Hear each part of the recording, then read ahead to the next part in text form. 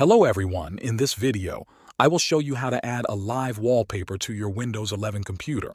This will make your desktop background animated instead of just a still image.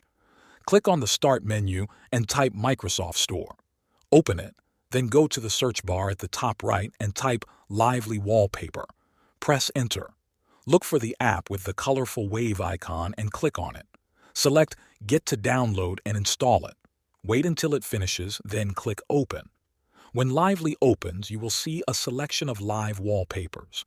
Click on any wallpaper you like, and it will instantly set as your background.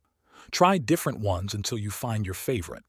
To use your own live wallpaper, click the plus button on the left. You can upload a video, GIF, or paste a link. Lively will set it as your desktop background.